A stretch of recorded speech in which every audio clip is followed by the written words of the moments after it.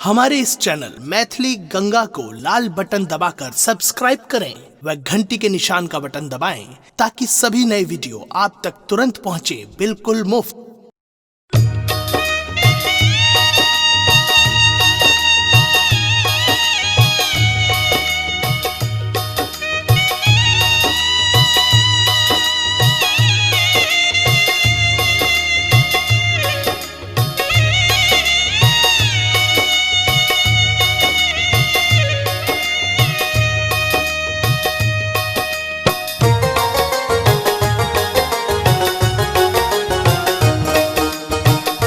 अपने सुन रही छी गंगा कैसे की प्रस्तुति। राजा जनक जी के बाग में,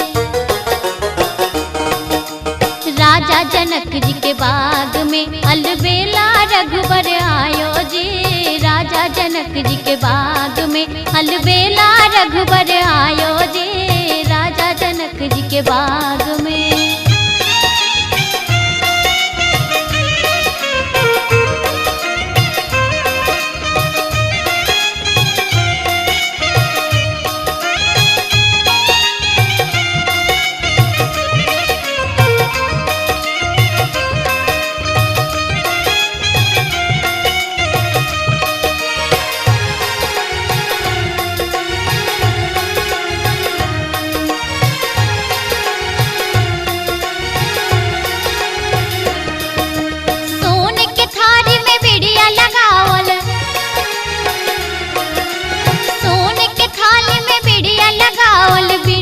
चभन आयो जी। राजा जनक जी के बाग में अलबेला रघुबर आयो जी। राजा जनक जी के बाग में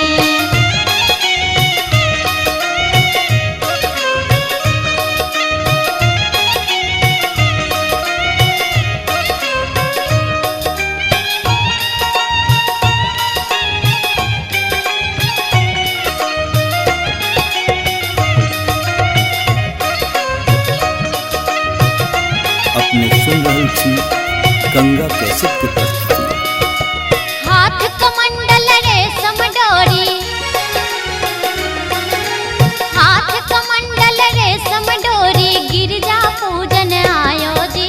राजा जनक जी के बाग में अलबेला रघुबर आयो जी। राजा जनक जी के बाग में